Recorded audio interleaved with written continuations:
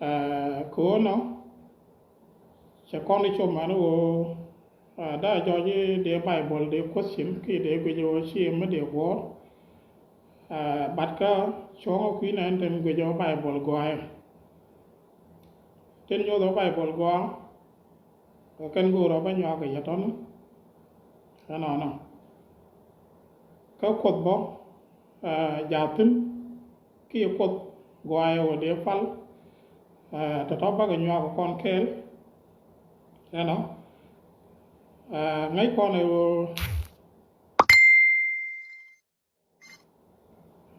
ngay con này nè ngang nom lo ko chi jidit la to ko no wal mi jinu ko ne kala jam ne shoka wal bakel awa chu jang no pol chu ngang nom ngak ko kuirai no ko kana de re je bogala jang sho wal baro ba baskel awa chi jang no pol jang nom ngak ko kuirai no ko ba kana yana ala bible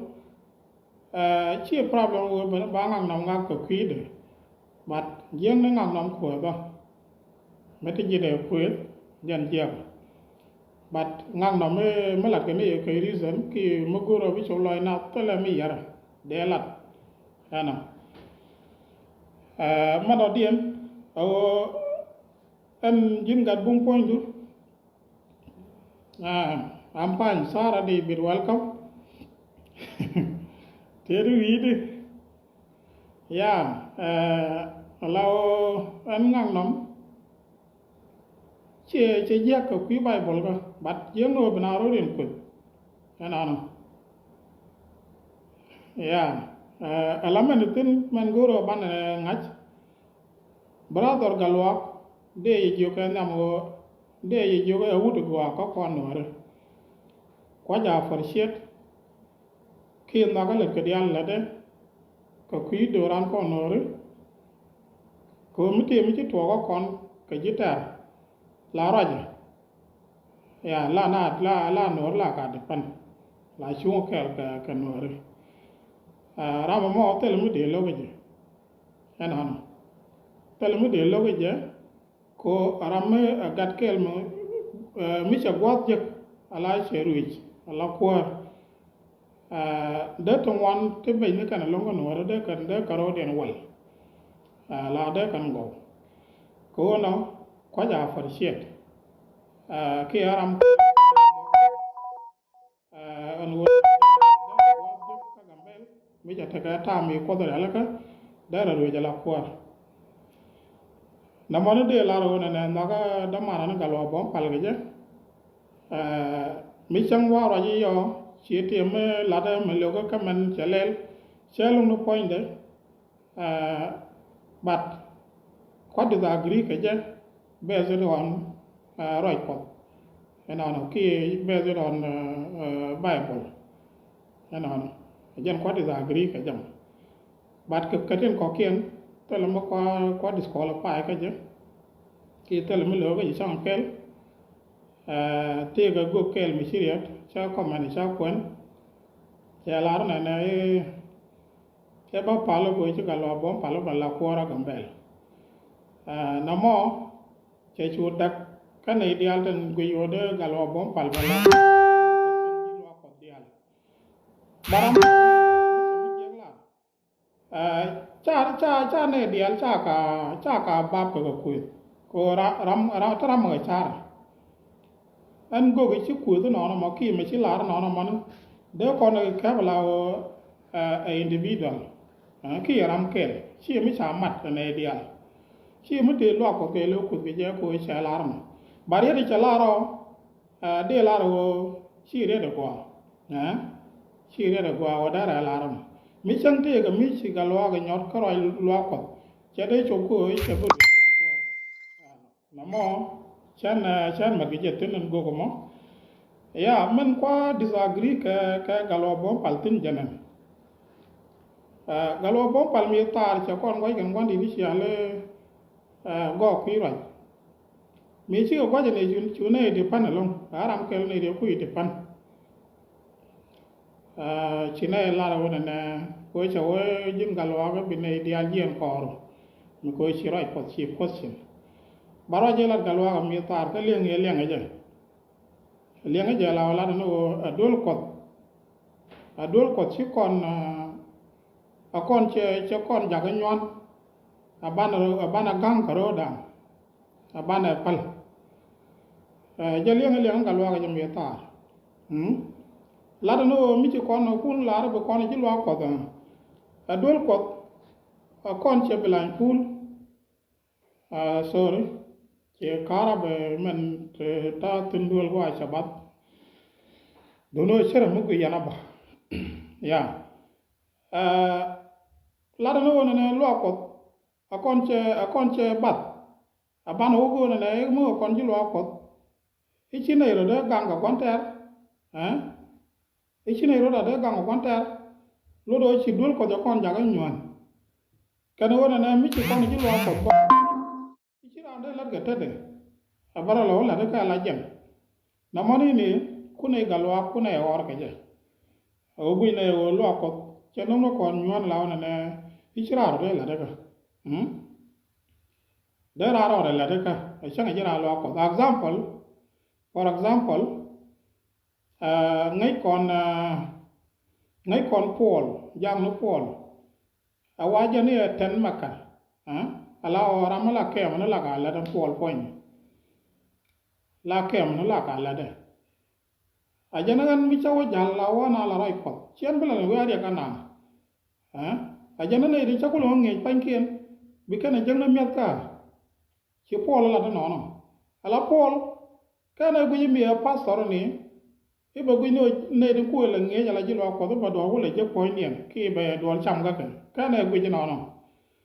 che la ro ko kon jing na to che kon no ko kon no na mo ni ji pol la che nyo la bo na ga to lo no kan pol point de ri u nyo ga jekten che ko bakal ba wal che wara mo lo lat che wo chwara je mo mi cham ci pol la ram lok lat awa chwar je moy ga mi sam which mean ramme dure liang mo go yona na mi ara lo ko picha de la ram mo de ku je chakara ka roi ko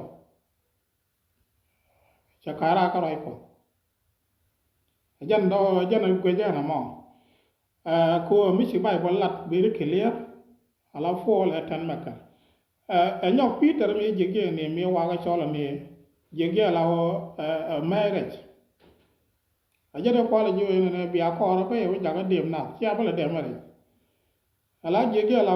ngaja la wa ma ga ye ba nyen ko ko ba tang nu cham dore kan ji gwala lo do chi nyan Peter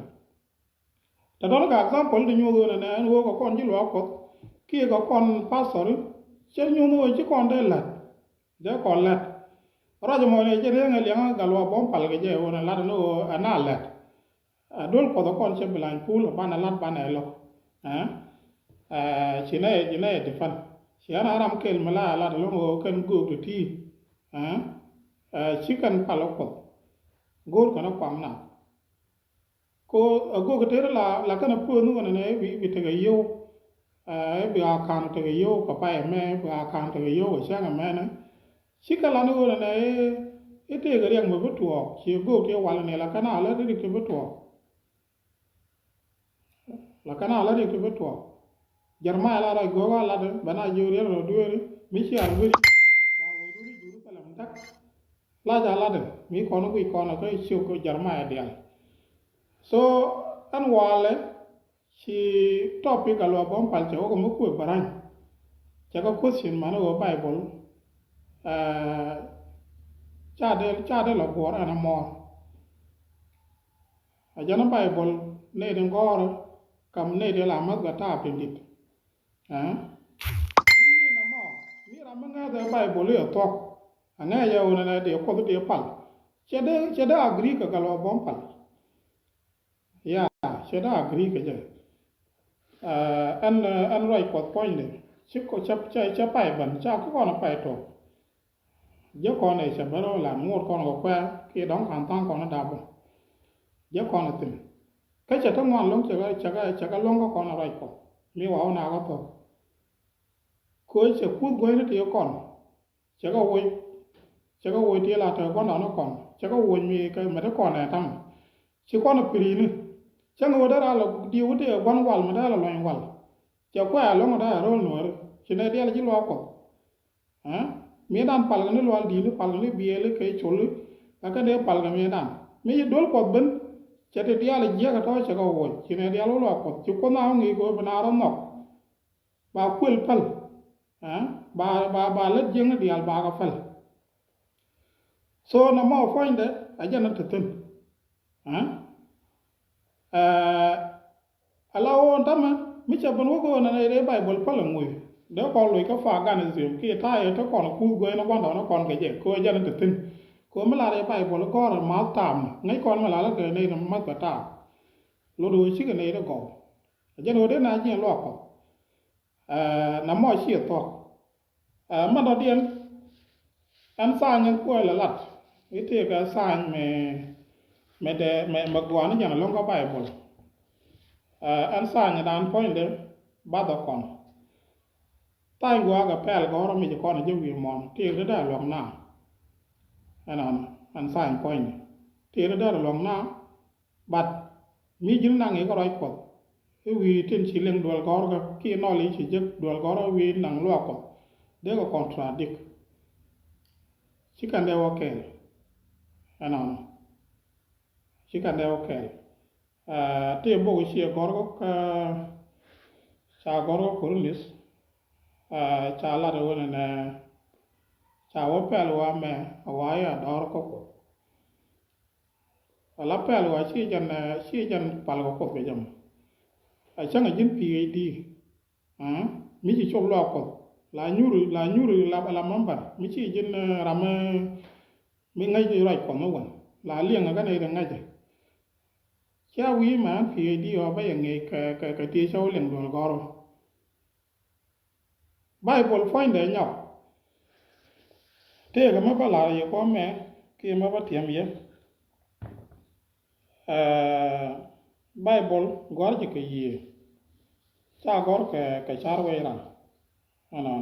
gor je ke ye da ko na je ko Peter matran ga bible ma de ta ka yo ba chwa ku re cha la ga Peter ra da chio ga ra bas janara o janara wi de ke cha o ke nyam ga ti dia ya na me di ngaj an go tel rai go go bok mela raj mela go go kara ko tel rai go ka mi se ma to kara duno yen go ara ro an ben kam ka rai ko cha gor no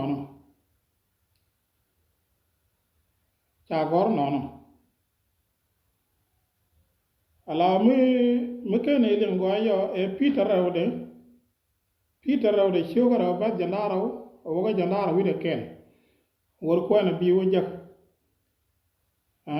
cha wo te la rai go go bok melat go go karwa de ka ngai de karo no cha wo te la rai go go bok melat go go ka ngai de karo cha wo ko te la go mi chi mo rai mi chi rai ma to ga jabang duno yi ngora man kam ga rai no ko chi go go ga mbali yo la to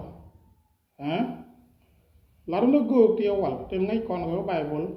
chelo Moses chet ke Moses jang go go nam chu go ga re chu bane Elijah chu go dia to ko ban Isaiah ni Ezekiel ni Daniel ni Jeremiah ni chu ko ban no kan go dia to la ran la ni mu ba ko kon yal ala bi jawdu na ban ka je wala ni na ala one to chikala na mabaga charian ala mabangit ka dian chi jalat kanam me chal kam ka ko ke yede na mone jana ta ma cha gor ka bible enyo ka John point John di cho di ba jan dok en masai point chana je ko ne ka John cho di ba jan dok che te lungu me de lat ka long da an logo ka men chaling ka luk da cho ko chan go ro lyak da go no roi ra me jaga allow masai point de ki en yesu point de jeno tele mo de lat ka long dan karo ajem tele mo de lat ka long dan karo ada ajem la da ka mi che che gwara kamga mulo no di di menga do kot jara na nga do kot ngai ne ba na ka tin cha lat ka pai bol kan dial lat ka kot kan dial kulu chi ka te bara re chare kiem allow chi man la ra na ka ngede la ra mi ju ko do kam ke yi ana aja la ra na mana menga tie man kwa contradict ki kwa disagree ka galwa bum ke je aja na nga de je o kot ja tin but bible kwa a question ko de nga de di mi chi bible nga ka bible kan ko jal ke ko bible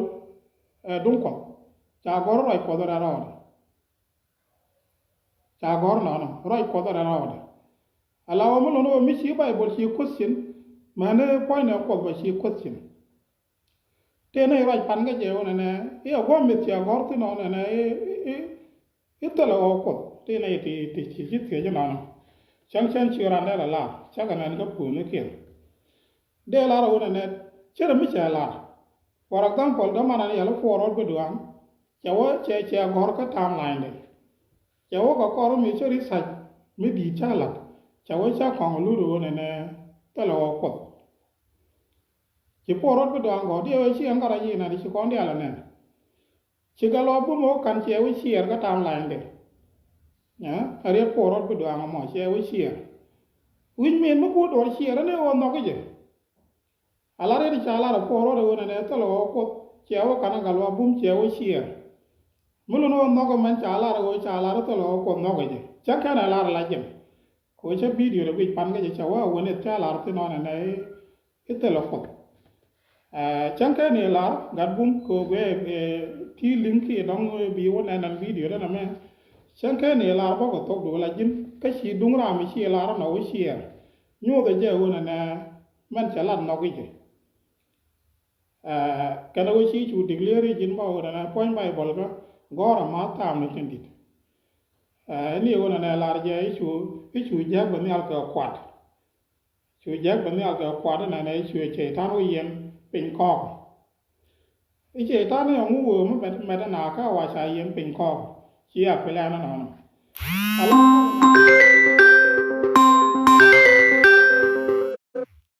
ore te ram chi le yar bo ko cha gor no na ke nyu chyo wal bakel chu jag ba ni jala ga kwa de chu che tan yen pin ko chien ta ma che tan da kan ni yen ko la kuin ngi la ngi ya ne ja man ya ne da ko ken la ga no che tan ba ku le yen ko kor ga mi chi run nang jo ke nu chi go to run nang jo ke nu te bele ala kuma be jinga ba ga changa ja te me la chu ala son de lo ma la ngi donc quy yana do kong pat ngai ne da ka sabade advantage ngai kana ka ngai ge ja kon ne da ka yawo ka ne church of god ka ma se ne ngai ne an go te son de lo mu ban na mo ba jinga ba ga sanga ja ba ga ko ngot ma kwai ka bible mu a ko ngot ma kwai ka bible go mo na ba betana da ro de chu bar da ko lo kan wo ba ga la ko ngot mi si kana gor ka bom na mat ja tin ga nyu chyo world of basket bi o kwanten ja tin ga nyu chyo world of basket go mo na mi chi ru nang jo ga nu de chang ga jinga da ja ga chi ga to awa bi ji wen mon di aro de mat bi ga ro de mat bi ga Israel kap kor okay ko Israel jan dorun ala mi chang mi ma yala sabas ki Saturday saban la ne dial tung dial ga ada ko kon chi ne dial tung na ga chen de tung da ga mo pa la ma ta ga tu bat ram ko pa ga son de che tu da ga ta ga gam bel da ngot de tu da la ba ru mu pa ga son de da tu da ga de tu da uong ko cha pa la pan bat ki ro mi che cho ne dial ga tung ni ga ga na mo jam de tim go mi ko cha wonen mi chi mai wo la ne dia tum ni gana ga ma ne de pal ga Sunday la kan tum ni gana ga lo do wona ne awana mo ko jandoran ka mo da long ka pai pol ka ba ka la o dor ma ka mo ke le wa dar pal wala si pal ke che chop ka sa de tel ram bi tu da lat tum ni al ba ga awa bitam ban mo ba ga kap kor ga je ju mon dia mo wa ga kap kor a jang wa ba che tan ku le be yen tem ko ba ma sai ba ku le ban wi mon ko ba ba rich a jang wa ba che tan ku le yen pin ko ko chana ba lo me ada che tan kan ni yen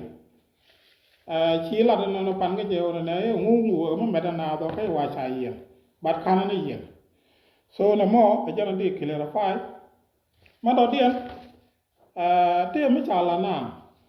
mu go ro na de nyo ko me ga ga je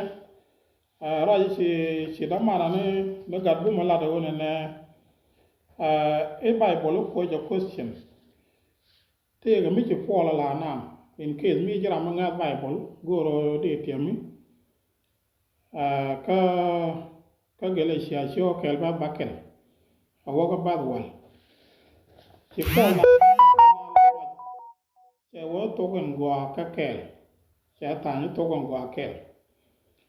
a jana ci ne ci yero churit ka pet kara me choli re no ko masai ka nga yana to gon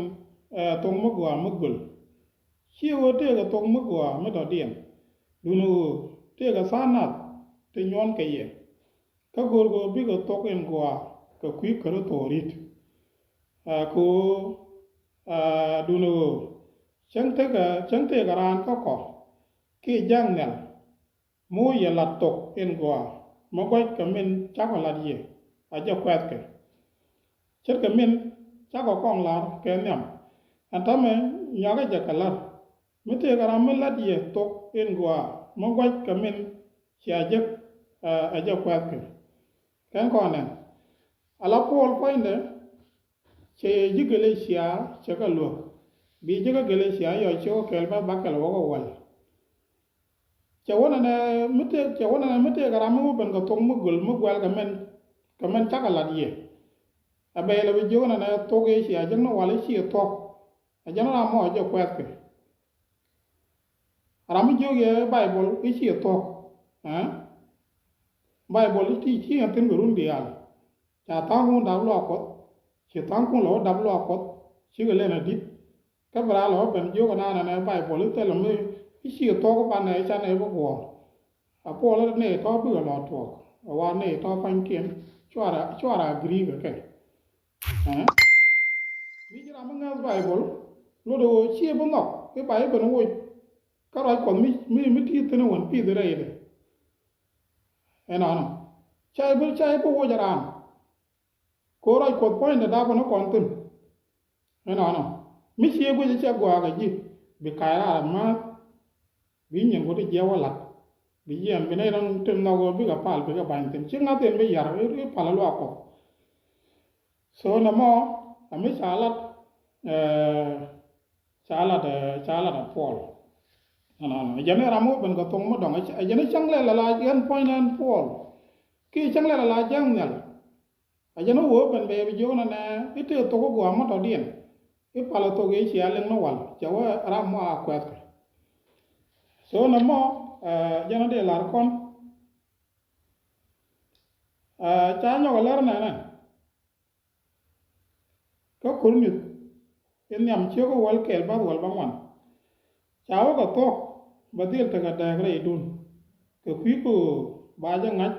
e ka ngane la ne ko to cha gor no ko kurni en nyam che ko wal kel ba wal ba wan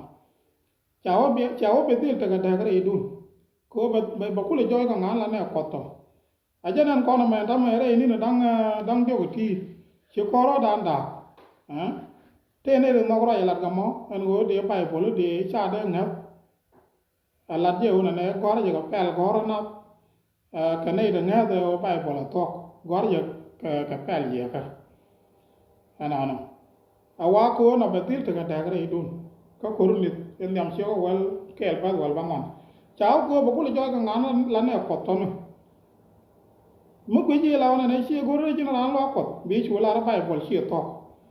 mi chi ko ngat bi chu la ra bai bol chi to ban mu nga do ko tal dom di bai bol la re je bai bol cha na ngat e ka nga do ko bai bol ka na ko ka kel chi ko chungol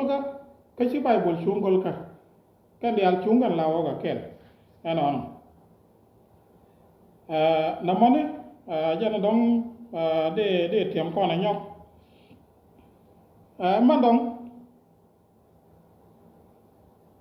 de o ka san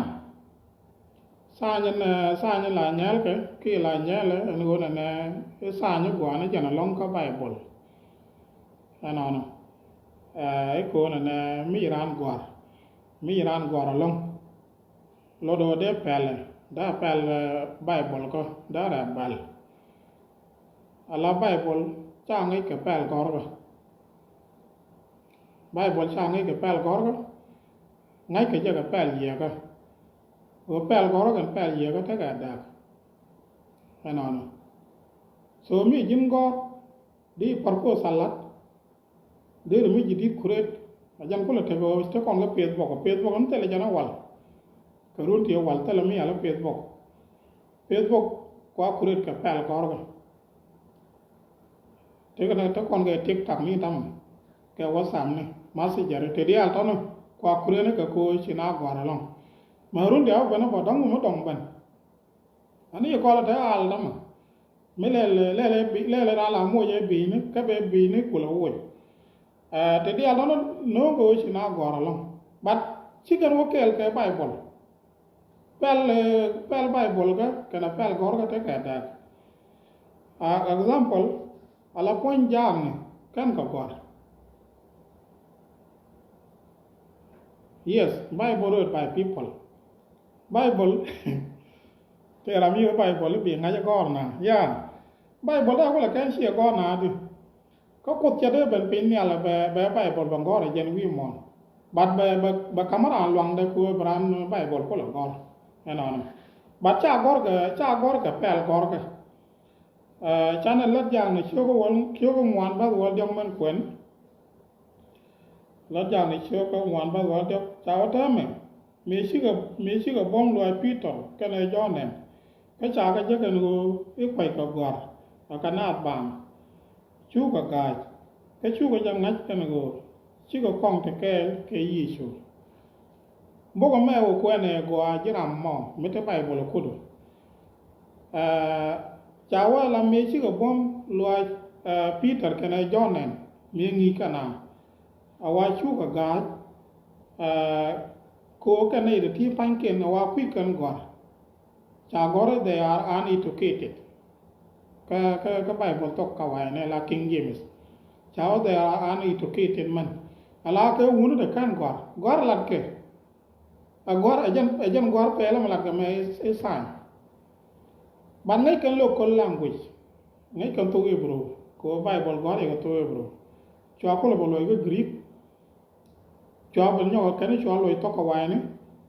cho ko kan cho ra me ko lo ko to din cha lo ko to dan ko no re si bunyo lo ko to din si jalam ni mete ka christian i kan lo ko to din eno no ala ko translate ni chao translate ni but original language me kwar ka bible ke je to hebrew ngai kan en to hebrew sera go ta ma ko no re kan gwan ko ndi ko mana ko ngai kan to no ma wala ko je na ko kan bible ko en ga but quick kan gore pai banane quick kan gore pai banane ne to de ga la kan ga gore but ngai kan to no re man ko la le ko language ke to ma ndien ma la cha la ma ta tang ngai kan okay ngai kan ma to tang lo do na bible point de cha cho gor ke pel wa gor ne du qui gor no ajana ya na cha gor ke pel wa ram met kon ne cha gor ne du pel te ka ngai dia na ku bi ko kon ko la bam bat chia to che bible la ne do kan gor no ma do diem ana right point de cha gor ke char we ran te ne la do ne gwar je ka char weran cha gor ka char weran gwar je ka ye gwar ra jan gwar je man ana cha la ke timozu mera de che ko jok ba wal bakel cha woro ko ke le ngono ko gwa ko kwi ngi ja ke na kwi lo ka mi je ko kwi nyu to dura ke na kwi ngi je che nga chung ne cha la no ka timozu mera de che ko jok ba wal bakel awara ko ke le wa ngono ko chi ngora ana wa ngono ko awa ka jan gwa ko kwi ngi ja ke kwi lo ka mi je ko kwi nyu to dura ke na kwi ngi che nga chung ne Bible jan ngai ko na mo cha ran ban nak chiran bo dam chiran bo kwal te dia la giep cha ka bala Bible la da na ko ti ga lu dang wal de je ka wo ji ro chio ka jana ra basket lu dang wal la ken ni na to ni wo cha ti je bala ka ne la ngi ka na ka nu mi kwe na awa na mo awa ngi jana na ga pel ko Berang ro boy ko mi je bala ni chung bada wa cha chi ngora na wa ngona ko no nyok mi chet ka na me awa bana ngaji o fe me de tum ma do dien ne ro ji telo ko te ga me goro de nyok tim ka di chyo ko wal ngwan basket cha wala ne to duar roj ko rodien wo kay talo ko kan dial chi ge kala kan la doro talam kel ka ke melan mo go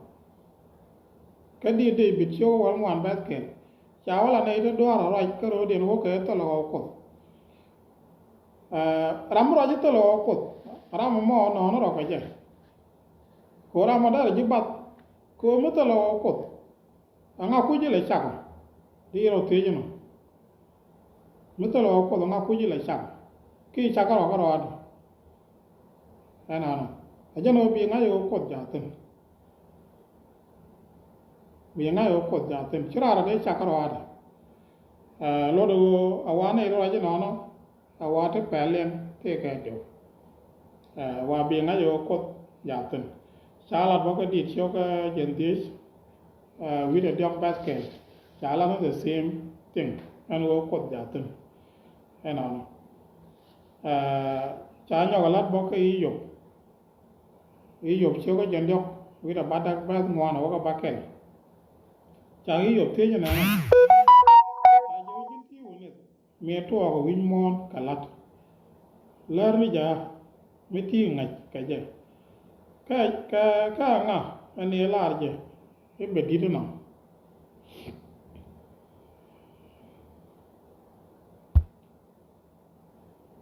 Chala no the same thing and wo ko da tin and yo che ko jendo